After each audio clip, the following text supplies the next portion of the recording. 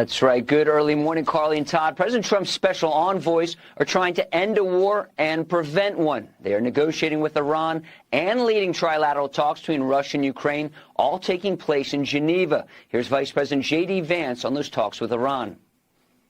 You know, in some ways it went well. They agreed to meet afterwards. But in other ways, it was very clear that the president has set some red lines that the Iranians are not yet willing to actually acknowledge and work through. So we're going to keep on working it. We would very much like, as the president has said, to resolve this through a conversation and a diplomatic negotiation. But the president has all options on the table.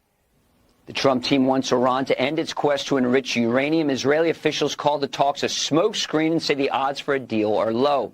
Iran's foreign minister says he wants talks to continue in 2 weeks' time. Some think Iran is just stalling.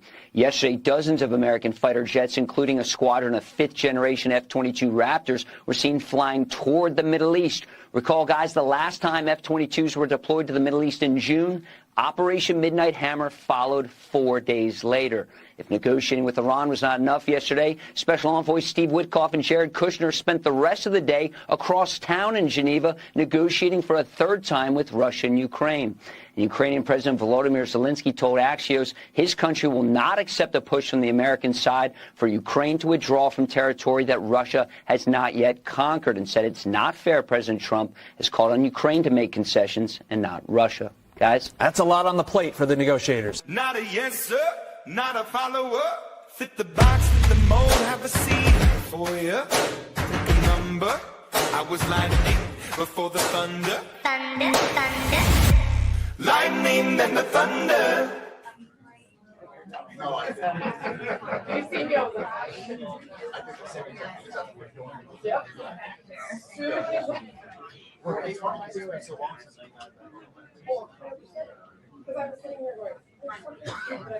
It's not broken. It's something. But I was like, I didn't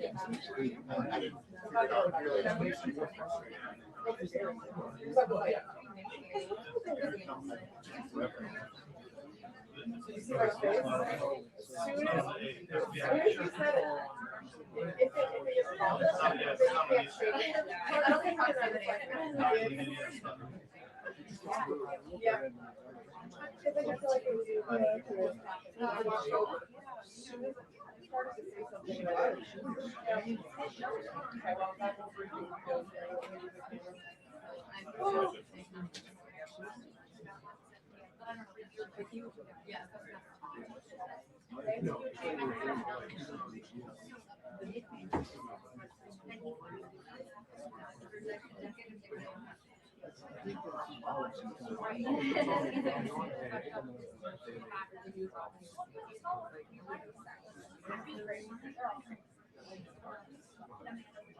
I feel like it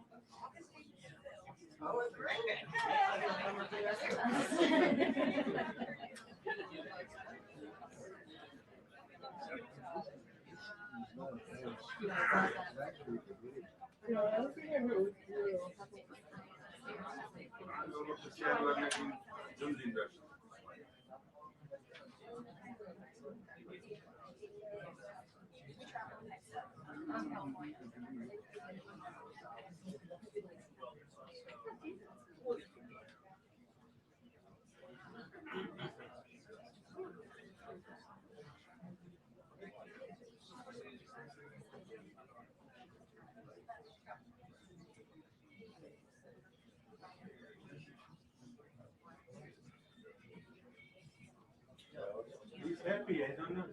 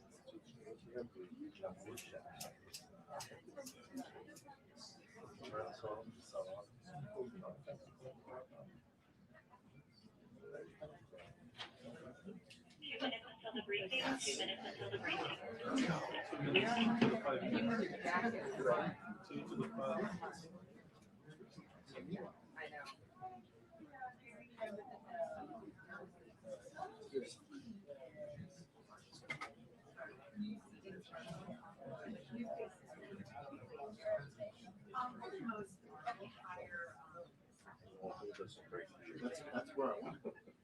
You're part of that.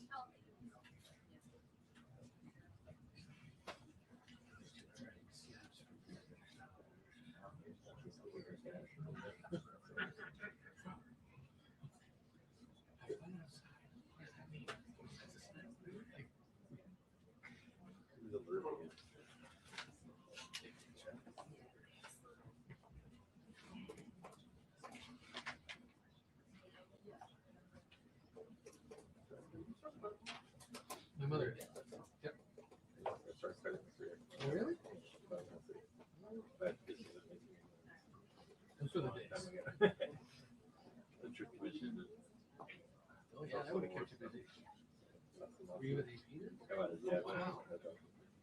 Where the law? Okay. We got a bunch of the capital. He was great. Capital, I like Capital. It's kind of better. Yeah. They went to high allowed to the mixed use. Okay. Yeah. Okay.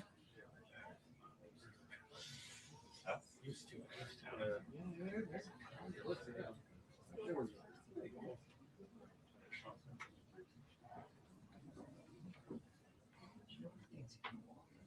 About that.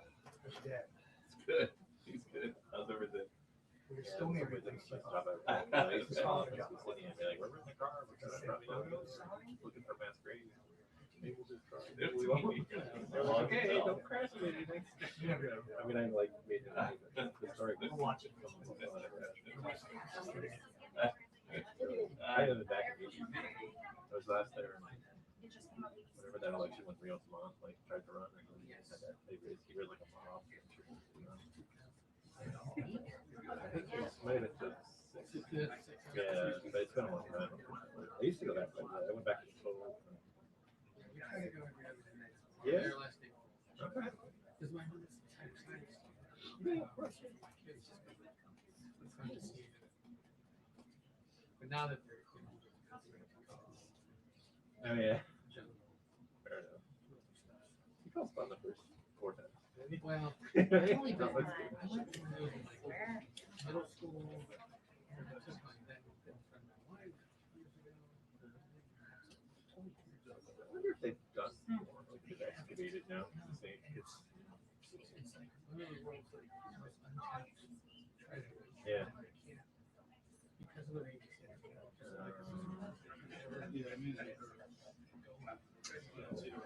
instead they just National Geographic geomap could be there. See those? We'll dig it up and figure out what it is there. It's a giant hill. It's gotta be something, but just leave it. When they did it, it's gonna put shame.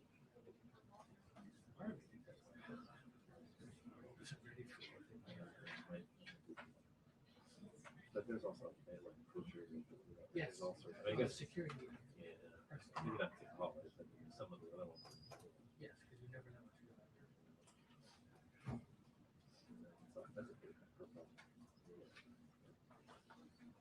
It's really cool. It's fun to know that people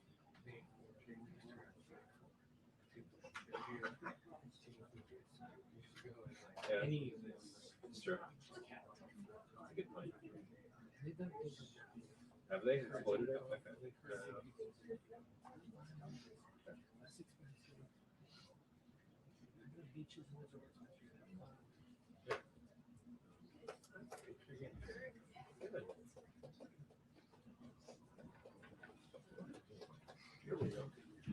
Hello, everybody. Good afternoon. Thank you for your patience as always. Let's begin with some scheduling announcements for the remainder of President Trump's very busy week. Today at 3 p.m., President Trump will host a Black History Month reception in the East Room of the White House. I know many of you will attend, and we will see you up there. Tomorrow, President Trump will host a Board of Peace meeting at the Donald J. Trump Institute of Peace, where he will announce that member states have pledged more than $5 billion towards the Gaza humanitarian and reconstruction efforts, and have also committed thousands of personnel to the International Stabilization Force and local police to maintain security and peace for Gazans. Tomorrow afternoon, the president will travel to the great state of Georgia, where he will visit 2 local businesses and give a speech on his efforts to make life affordable for working people. On Friday, President Trump will host a working breakfast with governors in the East Room here at the White House. And on Saturday night, President Trump and the First Lady will host the annual Governor's Dinner. Next, I'd like to provide an update on the economy. We're seeing promising signs every day that 2026 is going to be a record successful year for the American people, just as President Trump promised them. The January jobs report shattered expectations. highlighting how the president's pro-growth economic agenda is fueling American prosperity. The economy added 172,000 new private sector jobs to kick off the year.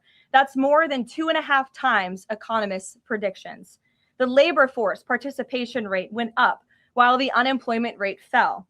The prime age labor force participation rate is now at its highest since 2001. Most importantly, 100% of all job creation under President Trump continues to be in the private sector. This is truly remarkable. That's 615,000 private sector jobs that have been added in President Trump's second term thus far. These are real working people. These are real American families who will be living out their American dream. Meanwhile, federal government employment has shrunk to its lowest level since 1966, saving taxpayers $29 billion annually.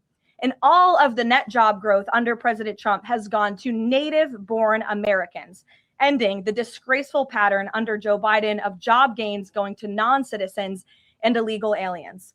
Additionally, on inflation, the new CPI report is even more proof of the progress made by President Trump. Despite all of the doom casting from the so-called experts, the president has managed to utilize powerful tariffs to secure trillions of dollars in investments into our country and rebalance our trade deals while simultaneously cooling inflation. Year-over-year inflation fell to 2.4% in January, beating expectations again and marking the lowest level since May. Core inflation, the best measure of inflation, dropped to its lowest level in nearly 5 years. Meanwhile, real average hourly earnings for all private sector workers rose in the month of January, which means more money is going back directly into people's pockets. After only 1 year of President Trump back in office, real earnings for all private sector workers have outpaced inflation by nearly $1,400, earning back roughly half of the $2,900 they lost under Joe Biden when 40-year high inflation was stealing Americans' purchasing power. President Trump's policies are and will continue to allow Americans' incomes to go further for bills, retirement, and achieving the American dream. A key part of the American dream is buying a home. And that is finally becoming more affordable under this president. This past week, it was announced the annual mortgage cost for a new home has fallen by $4,000 so far under President Trump, after rising by roughly $15,000 under Joe Biden. As a result, mortgage affordability has reached a 4-year best following recent bold action by the president to make home ownership more attainable for American families, not large Wall Street corporate institutional investors. At the same time, national median rents have fallen to a 4-year low and have declined for 6 consecutive months. The annual rental cost for a new rental unit has fallen nearly $100 so far under President Trump, after rising more than $3,000 under Joe Biden. And many are crediting that to the president's deportation efforts to remove illegal aliens from our communities and therefore from housing that should be used for American citizens. At the grocery store, the price of eggs, dairy, cheese, fresh fruit, apples, oranges, potatoes, tomatoes, and butter have fallen since President Trump took office, and he is continuing to fight for even lower prices at the grocery store for the American consumer. At the gas pump, fuel prices are down by almost 10% over the past year. The average national price for a gallon of regular gas is now less than $3 and is approaching $2.70 in some states, and much lower than that in many states across the country as well. We've seen in several states gas is under $2 a gallon.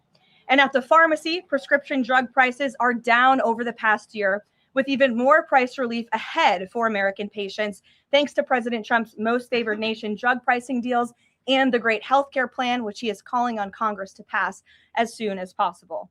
What President Trump wants Americans to understand is that this is only the start and the best is yet to come. The historic success that we have seen since he took office is just the beginning of enormous growth and opportunity that we are about to witness. And I know the president looks forward to hitting the road and being with the great people of Georgia tomorrow to talk about just this.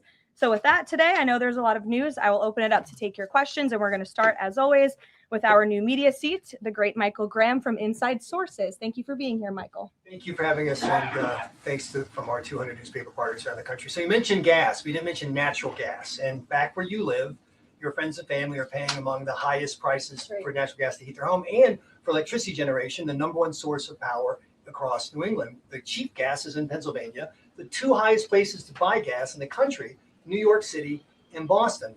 The problem is the blue states will not allow the gas to travel to produce electricity or to reach customers. When President Trump first came back in office, there was some talk, him and Governor Hochul in New York possibly reaching a deal. When will consumers in the Northeast feel relief from President Trump's energy policies? And what can he do about state objections to expansion of infrastructure? Then I have a quick follow-up. Sure, absolutely. Well, the president has promised all Americans across the country, and in particular in the Northeast, where we do face much higher costs of electricity and of energy, unfortunately, because of the Democrat policies in the area. From the federal government's perspective, the president and the National Energy Dominance Council, Secretaries Wright and Burgum, are doing all we can when it comes to federal permitting. The drill, baby, drill agenda is obviously underway. The president has made a huge push for more fossil fuels in this country. You look at what he did last week with respect to coal. Coal truly keeps the lights on in this country. We learned that in the recent winter storms. However, there's only so much that can be done at the federal level. That's why the president has called on blue state governors to participate in this energy dominance agenda, including governors in New England and the Northeast, by contacting Governor Hochul directly to get this Constitution pipeline underway. This is not only going to bring down the cost of energy in the Northeast, it's also going to support job growth and energy affordability and more opportunity for workers in the Northeast. And I just have a quick statistic here on energy that I found fascinating, and it's obviously true because I'm saying it up here. Red states with Republican legislatures currently enjoy lower average retail electricity prices than blue states with Democrat legislatures. And that's exactly why the president is calling on all blue state governors across New England and the Northeast to get on board. Let's bring prices down for all Americans, whether they live in a red or a blue state. So right down the street from your alma mater, San Antonio College, you talk about building an ICE facility that's causing a lot of political agita in New Hampshire, and for the Republican governor, Kelly Ayotte. Seem to be some miscommunications argued on both sides. Even Republican supporters of Trump who live in the town say, we're not sure we want this. What's your message to the folks in New Hampshire about this proposed ICE facility? The message is that illegal immigration, while the border is secure, is still a problem across our entire homeland. And the previous administration allowed nearly 20 million illegal aliens from countries all over the world into our country. And the president and Secretary Noem have done a phenomenal job at deporting. Nearly 3 million illegals have left the country either through deportation or self-deportation over the past year. But obviously, there are a lot more illegal alien criminals left in our homeland. That includes in New England. There are many within our communities in New Hampshire, in Maine, and definitely in Massachusetts and in the Boston suburbs that need to be arrested, detained, and deported back to their home countries. And so the president and Secretary Noem, and I know ICE, are engaged with local governors across the whole country, including in New Hampshire, to open more detention facilities. This is an unfortunate consequence of the previous administration's border invasion that the president has thankfully put a stop to. But of course, we still need to grapple with the illegal alien criminals who are here, and that requires more detention space. Thank you, Michael. Garrett. On Iran, I'm not asking you for like military secrets here, but can you share? I would be so unwise. Unless you want to give them. Can you share a little bit about the president's thinking on whether or not to strike Iran, who he's talking to, what information he's consuming, and why a strike might be necessary on a nuclear program he says was obliterated by the last U.S. strike? Well, there's many reasons and arguments that one could make for a strike against Iran. The president had a very successful operation as commander-in-chief with Operation Midnight Hammer, as you know, as you just said, totally obliterated Iran's nuclear facilities. The president has always been very clear, though, with respect to Iran or any country around the world. Diplomacy is always his first option, and Iran would be very wise to make a deal with President Trump. and with this administration. He's talking to many people, of course, his national security team, first and foremost, and you know who the members of that team are. And this is something, obviously, the president takes seriously. He's always thinking about what's in the best interest of the United States of America, of our military, of the American people. And that's how he makes decisions with respect to military action of any kind. And on the flip side of that, he's got the State of the Union speech next week. If he is going to take military action, does the administration believe it's important to sort of convince the American people, sell the American people? Will we hear something about that in the State of the Union to make the case for why something like that might be necessary to risk American lives? Look, again, I'm not going to engage in a hypothetical. Good try, Garrett, but you can't catch me there. I will say, with respect to the State of the Union, you'll be hearing more about what is to come from the president's speech very soon at the appropriate time. It is going to be a very good and powerful speech, so everyone should tune in. Ed. Caroline, thank you. I got two questions for Sure. you. About Independence Hall in Philadelphia, the administration's decided to appeal a judge's ruling that in essence was trying to put the slavery displays back, arguing that the federal government believed it had the power to disassemble and disassemble historical truths when it has some domain over historical facts. The judge said it does not. The administration said that you were planning to put up updated interpretive materials and provide a fuller account of the history of slavery at Independence Hall. What more was the administration or is the administration planning to add? I'm not familiar with this specific instance, Ed, to be honest with you, but I will check in with the appropriate people who are overseeing this, and we'll get you a more firm answer. One other question. Then yesterday in his statement about Jesse Jackson, the president said, despite the fact that I'm falsely and consistently called a racist by the scoundrels and lunatics on the radical left, Democrats all, it was always my pleasure to help Jesse along the way.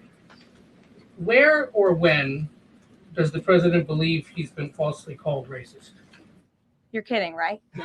I will pull you plethora of examples. I'm going to get my team in that room to start going through the internet of radical Democrats throughout the years, Ed, who have accused this president falsely of being a racist. And I'm sure there's many people in this room and on network television across the country who have accused him of the same. In fact, I know that because I've seen it with my own eyes. And the president very much looks forward to having an event later this afternoon at 3 p.m. to celebrate Black History Month and to talk about how his policies are advancing opportunity and prosperity for all Americans through record tax cuts, through the Trump accounts that all Americans can access regardless of race. These are a great thing for the next generation of Americans. The president has also awarded hundreds of millions of dollars in additional funding to strengthen educational outcomes at historically Black colleges and universities across the country. Again, the president is protecting the hard-earned benefits of the 2.4 million Black veterans who honorably served in our nation's armed forces by reducing the Black backlog of veterans waiting for their VA benefits and for their home loans through the Department of Veterans Affairs. So there is a lot this president has done for all Americans, regardless of race, and he has absolutely been falsely called and smeared as a racist, and I'm happy to provide you those receipts, and we gladly will right after this briefing. Jennifer, go ahead. You mentioned the $5 billion in pledges for the Board of Peace. Will we be able to get a breakdown of which countries are providing each of those pledges? Yes. And which countries are providing troops? Sure. We're happy to provide that breakdown. And I'm also happy to provide the list of countries that will be attending tomorrow. I know it's more than 20 countries. I know there's a lot of interest in that. I'll spare myself reading you the list of 20 countries from the podium, but we will provide it. And the president will be opening the meeting tomorrow with remarks and will sort of formally be chairing the meeting at the beginning before he departs for Georgia tomorrow. Sewage spill, the sewage pipe that broke on Potomac. Can you give us an update on the federal government's response? And officials have told CBS that some of that aging infrastructure is a concern, that this particular pipe wasn't even of the most urgent concern. Do you know if the government is looking into which other pipes could be at risk of collapsing? Well, the next step in this process is for any of the three local jurisdictions involved, whether that's the Commonwealth of Virginia, the state of Maryland and Governor Moore, or the District of Columbia, to step forward and to ask the federal government for help and to ask for the Stafford Act to be implemented here so that the federal government can go and take control of this local infrastructure that has been abandoned and neglected by Governor Moore in Maryland for far too long. In fact, it's no secret that Maryland's water and infrastructure have been in dire need of repair.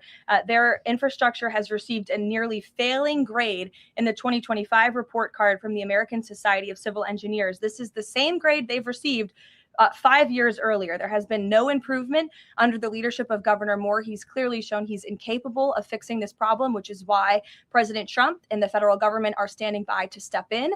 And for all of the environmentalists in the room and across the District of Columbia, let's all hope and pray that this governor does the right thing and ask President Trump to get involved, because it will be an ecological and environmental disaster if the federal government does not step in to help. But of course, we need the state and local jurisdictions to make that formal request. That's part of the legal process to move forward.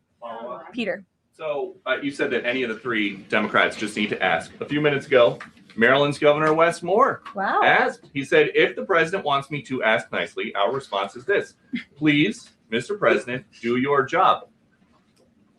To which I say, I'll ask the president and we will provide you with the next steps. But in all seriousness, the federal government has been preparing plans. The White House has been in contact with FEMA, with the Army Corps of Engineers, with the Environmental Protection Agency. Again, we've been standing by. This is a problem we want to fix, not just for the federal government, but for everyone who lives in the District of Columbia, including all of you. So you're welcome. To your point about that, there are a lot of events coming up for America 250. The president wants people from all over to come to the nation's capital. Is he worried that by the summer, the Potomac River will still smell like poop? He is worried about that, which is why the federal government wants to fix it. And we hope that the local authorities will cooperate with us in doing so. Steve. What will the $5 billion be used for in Board of Peace? And will that be sort of a down payment for much more money? You'll be hearing more about that tomorrow at the meeting. If you recall, at the first meeting when we were in Davos, Jared Kushner did provide a very detailed PowerPoint presentation for the vision of Gaza, the reconstruction and the humanitarian efforts, of course, providing local security on the ground. That will be part of the discussion tomorrow, is how can we maintain security? First, you must achieve security to get to prosperity, which is sort of the second part of this plan. So you'll be hearing more about that tomorrow. But I would just point out $5 billion worth of investment. We're talking about reconstructing Gaza. I remember when those words came from the president's lips in the East Room many months ago, and all of you in the press were bewildered at how the president could have such an ambitious goal of rebuilding Gaza, which is obviously a place that has been just turmoiled by violence and chaos for many, many years. But we are well underway in doing that, and it's a historic accomplishment for this president. Secondly, is the president seeing enough progress in the Iran talks to let negotiations go a little further? I mean, where do things stand after yesterday's talks? I think you heard from the administration and the State Department yesterday that there was a little bit of progress made, but we're still very far apart on some issues. I believe the Iranians are expected to come back to us with some more detail in the next couple of weeks. And so the president will continue to watch how this plays out.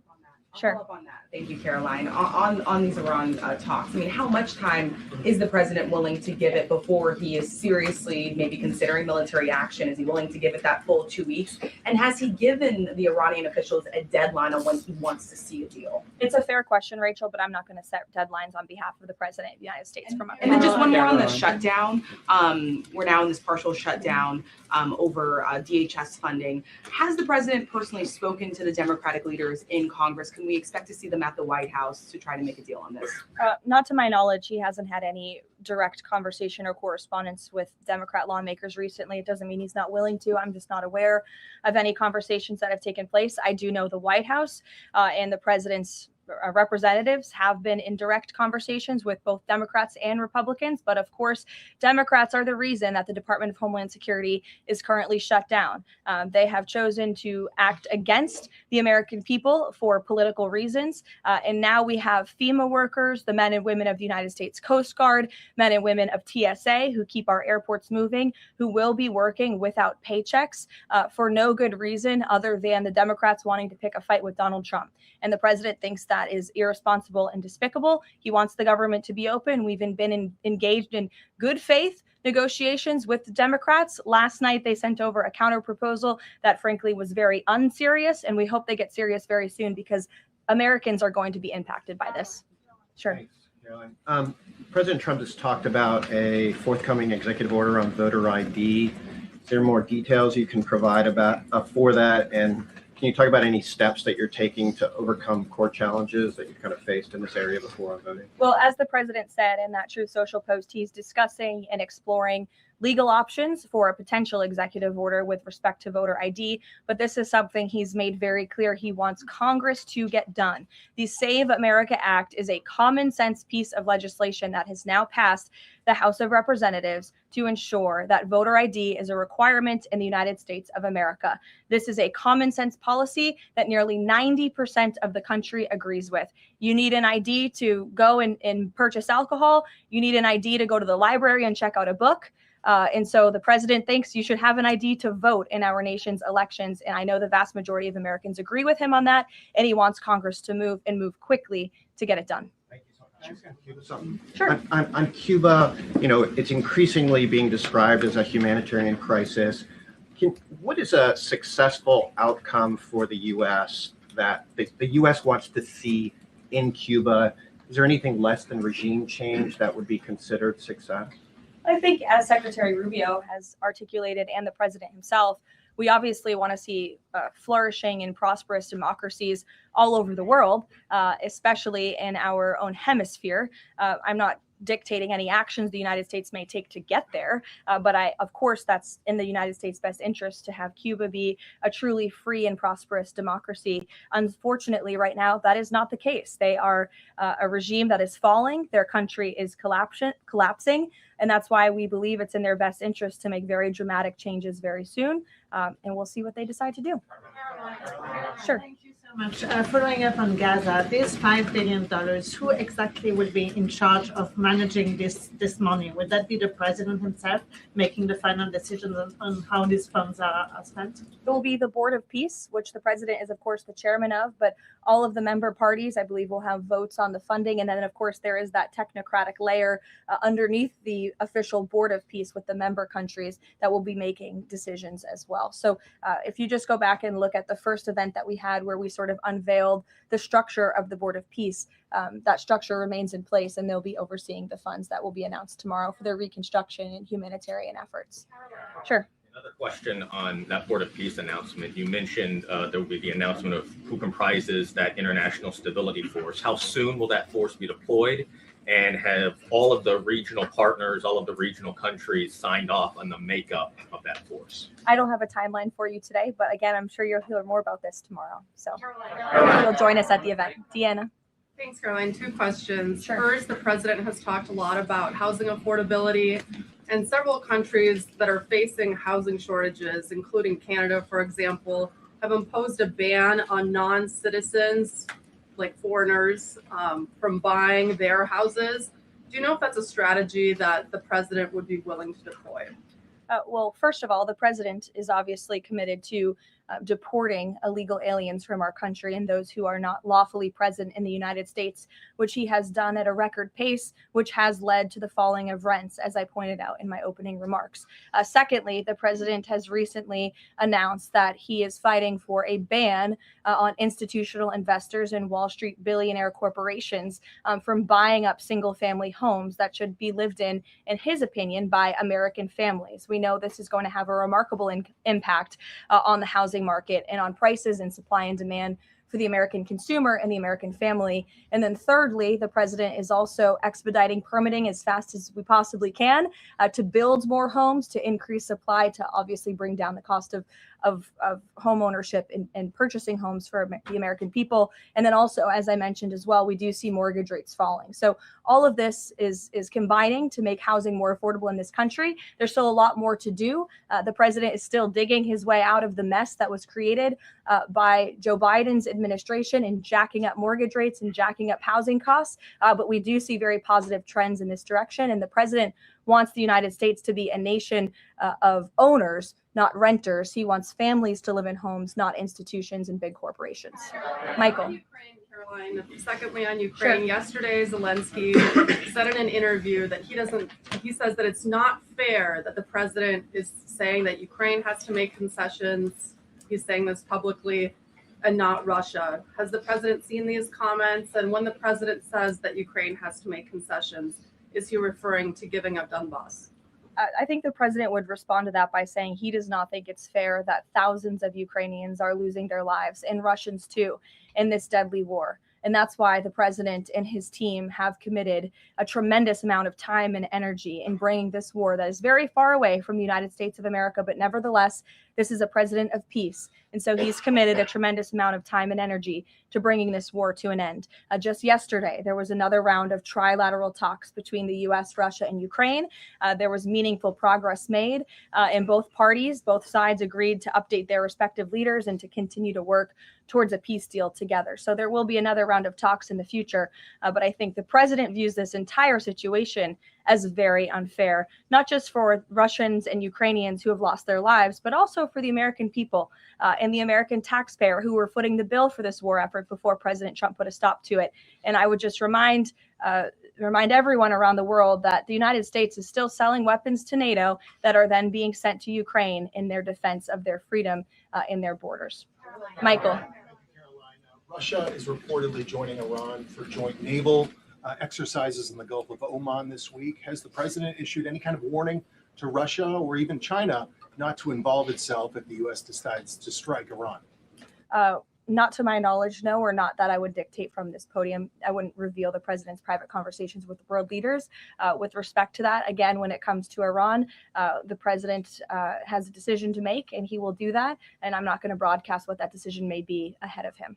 President Barack Obama, Caroline, was recently asked if aliens are real. He says they're real, but he hasn't seen them. The president's daughter-in-law, Lara Trump, told Miranda Devine of the New York Post that the president has a prepared speech on this issue that he prepares to deliver at the right time. Is that true? And does the Trump administration believe aliens are real? Well, a speech on aliens would be news to me. That sounds very exciting, though. I'll have to check in with our speech writing team. And that would be of great interest to me personally, and I'm sure all of you in this room, and apparently former President Obama, too. So we'll keep you posted on that. Tyler. The White House has touted an unprecedented amount of cooperation with counties in Minneapolis after the negotiations with Tom Homan. Are those written or verbal deals with the sheriff? How many have agreed to cooperate on immigration enforcement who previously refused to do so? Yeah, the last time I spoke with Mr. Homan, which was just a few days ago, he assured us that nearly every single county in the state of Minnesota has agreed to notify ICE when they are releasing criminal illegal aliens from their jails. This is an unprecedented level of cooperation that we have not seen. It has led to not only cooperation to detain illegal aliens in Minnesota, which just this past week, I have looked at the list. They've detained some very heinous people who none of you would want living in your communities. But has also led to a much more calm situation on the ground. We've also seen, and you've seen this with your own eyes play out, the local police and the state police have now cooperated in the arrests of left-wing agitators and criminals who are unlawfully obstructing immigration enforcement in their efforts. So this is a huge win. And again, the president sent Mr. Homan to Minnesota to do a job, and he has done it well. And I think the situation on the ground proves that. Are those like written agreements that they've been signed by various officials in the state? These are agreements that have been made by state and local officials in the federal government, and we are seeing that cooperation play out every single day. These counties are notifying ICE when they are releasing criminal illegals from their jail, and we do know that they are arresting left-wing agitators who are unlawfully impeding law enforcement. There's video to show that. Show it yourself. You can view it with your own eyes. John. Thank you, Caroline. You mentioned two things: DHS closed and the SAVE Act IDs. Both of these could get solved in 15 minutes if Senate leader John Thune simply got rid of this phony 60-vote cloture rule and got 51 votes, and that would be the end of it, because everyone in this room knows if the Democrats take over, they'll get rid of that rule in 90 minutes. They already tried it one time, and the two Democratic senators that stopped it are no longer there, Manchin and Sinema. President Trump is backing a lot of these senators for re-election, and yet they will not get rid of the 60-vote cloture rule, which is holding everything up. What is the president's position on John Thune in the Senate finally getting rid of this so this legislation can get moved? Well, the president has a good relationship with Senate Majority Leader John Thune. They keep in very close contact and they work together all of the time. I hear your passion in your voice, and I know it's shared by many Americans across the country, including the president himself. He wants to see the SAVE Act voted, and he's expressed that both publicly to all of you, the American people, but also privately in his conversations with Senate Majority Leader Thune and many other members of Congress as well. Yes, Rob, go ahead. Good to see you. So J.B. Pritzker just recently signed the bill. The law went into effect in January, and it's supposedly going to allocate about $2.5 billion to illegals to go to college and financial aid in the state of Illinois. What is the White House's reaction to this? Illinois is already, by 2027, they're supposed to have a $3 billion deficit. What's your reaction to that? Yeah, we'll have to take a look at that. I would say the president certainly thinks that Governor Pritzker is not doing a very good job of managing his state, as evidenced by not only the waste, fraud, and abuse, but also the crime in the city of Chicago that unfortunately Governor Pritzker has refused to pick up the phone and call the White House and ask for help on, which is something his residents want him to do, but he refuses to do for political reasons. As for the specific money, we'll take a look and get you an answer. You're welcome. John. Thanks a lot, Caroline. Two questions. One is about the president's trip to Georgia tomorrow. If you can provide some additional information about that, why Northwest Georgia was chosen for this particular trip, for instance. Sure. Well, Georgia is obviously a very important state to the president and to the Republican Party, and the president loves the people of Georgia. He'll be touring, like I said, a steel facility, and then he'll also be stopping by another local business, and he will be giving remarks on affordability, on the economy, on all of the great economic news that I just shared with you earlier. He'll be meeting and greeting with everyday Americans, and that's what the president loves to do, to get out across the country, and he's spoken about his intention to go across the country a lot more, and obviously tomorrow's trip is evidence of that. Secondly, last week, as you know, big event that took place in the Roosevelt Room, the president announcing that the EPA has repealed these federal limits on emissions for cars, trucks, and power plants. And in the president's presentation, he mentioned that American families will save $2,500 for a new car or truck. Where is the promise coming from automakers that they're going to pass along their savings to those families all across the country? It's a great question, John. That was an economic analysis that was provided to the president, and I'd be happy to provide that to you so you can take a look yourself. But I'm glad you brought up the president's announcement last week, because this is one of the largest deregulatory actions ever taken in the United States of America. And overall, it's going to save our country $1.3 trillion in regulatory burdens that have really done nothing for our country, nothing for our environment, nothing for our economy. In fact, this announcement received widespread and bipartisan praise. I think I recall seeing the editorial board of the Washington Post, of all places, even commending the president and Administrator Zeldin for this historic action last week. So there's no doubt it is going to save the American consumer money, and I'd be happy to provide that specific economic analysis to you. Sure, in the middle, go ahead. Yes. Thank you. Governor Moore in Maryland signed a bill that is ending the law enforcement cooperation with ICE. And by doing that, a lot of local sheriffs are not happy. And in fact, they met today in Annapolis to come up with legal action. What is the message of the White House to those sheriffs and to the residents of Maryland? Well, first of all, it's another despicable action by Governor Wes Moore. Why would you prevent your state and local law enforcement from cooperating with federal law enforcement? If you just ask them, to your point, if you ask a sheriff across the country if they want to have that level of cooperation and coordination with the federal government, of course they do. It makes their jobs easier. It keeps them out of hostile and dangerous environments. It allows them to detain illegal alien criminals who have committed heinous crimes in our country with the most safe circumstances possible. So the president, of course, continues to always stand on the side of law enforcement. And this is another just horrible and frankly political action taken by Governor Wes Moore. And unfortunately, the people of his state are going to reap the consequences of it. Sure. Thank you, Caroline. President Trump just said on Truth Social that it would be a big mistake for the UK to hand over control of Chagos Islands to Mauritius.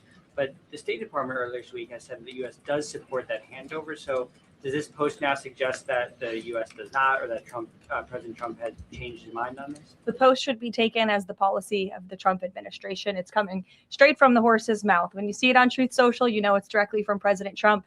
That's the beauty of this president and his transparency and relaying this administration's policies to all of you and to the rest of the world. Carrie, go ahead.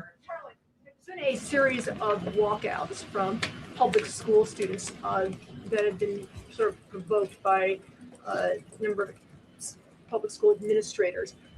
What are your thoughts on this? What's the administration's thoughts on this? Will they be taking any actions on these walkouts against ICE? Look, I think obviously the president and the administration support the First Amendment rights of all American citizens. And if they're peacefully protesting, then that's their constitutional obligation and right and responsibility to do so. Of course, the administration also wants to see American school children in school learning and educating. And I think it does speak to the left-wing bias that is unfortunately very present in our nation's public school system. And it's something that Secretary McMahon has been working very hard to root out of our public school system by ensuring that local governance and local control takes place over our nation's public schools, and that parents and educators closest to students have a greater say over curriculum and academia in our country. Take a couple more. Go ahead. Thank you, Caroline. The Vatican announced earlier today that they would not be joining the Board of Peace initiatives over concerns that it could potentially compete with the United Nations over handling crisis conflicts. What's the White House's response to that? Yeah, look, we saw that. I think it's deeply unfortunate. I don't think that peace should be partisan or political or controversial. And of course, the administration wants all those who were invited to join the Board of Peace to join, because again, the Board of Peace is overseeing the reconstruction of a territory that has been plagued with violence, with bloodshed, with poverty for far too long. And this president has a very bold and ambitious plan and vision to rebuild and reconstruct Gaza, which is well underway because of the Board of Peace. This is a legitimate organization where there are tens of member countries from around the world, and we think that's an unfortunate decision. In the back, sure. I'll go to both of you, sure. Okay. Go ahead, and then Jake, you can go. Caroline, can you tell me, is there an update regarding the tariff rebate checks that the White House has promised? I don't have an update for you on timeline, but I know that it's something that the president and his economic team continue to very seriously discuss. I've got two questions.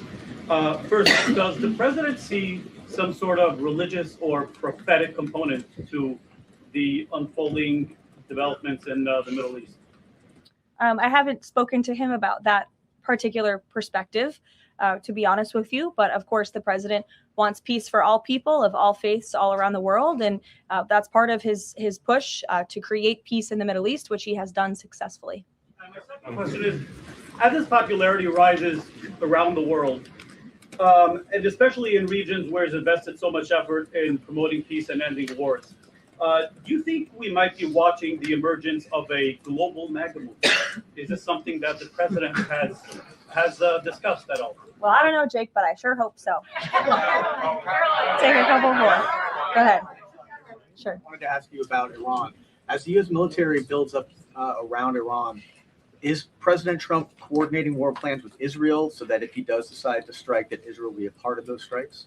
Look, I don't have any specifics on the president's recent conversations with Israel. As you know, Prime Minister Netanyahu was just here at the White House last week or the week before. But again, with respect to Iran, there was some progress made yesterday. There are still a lot of details to discuss, and we'll continue to see how this plays out. You know, the United States government, of course, is always in close communication and correspondence with the state of Israel, and that starts right at the top with the president and Prime Minister Netanyahu themselves. One more. Go ahead.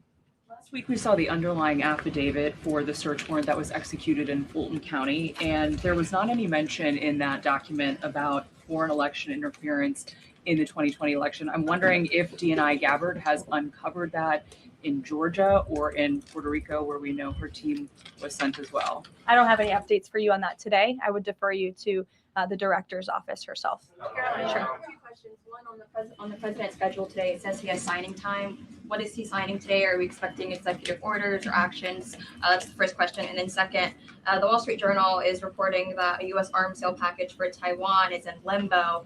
Can you just confirm this reporting / offer any additional comment? And how concerned is the administration that if an arms deal with Taiwan went through, that this could disrupt the China-U.S. Trade truce? Sure. Well, I haven't read the full Wall Street Journal report. I will just say with respect to an arms sale to Taiwan, I don't have any announcements or updates on that for you today. And to your first question about what the president will be signing, he will be signing an executive order, which you will all be hearing about later this afternoon. And you will see him in 1 hour at the Black History Month reception. We'll see you there. Thank you.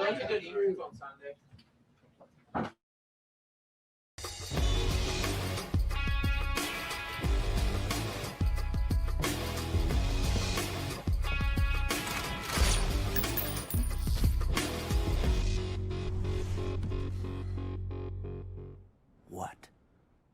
Wrong answer. Be nice. I'd hate to have to come back here. The biggest ships in the sea, all owned by the oldest kings, and their dying legacy, media deal weeds. Soon will the Benny Show come to mind, the salt from lives for fun. Leave the gold and bring the gun, we sail for #1.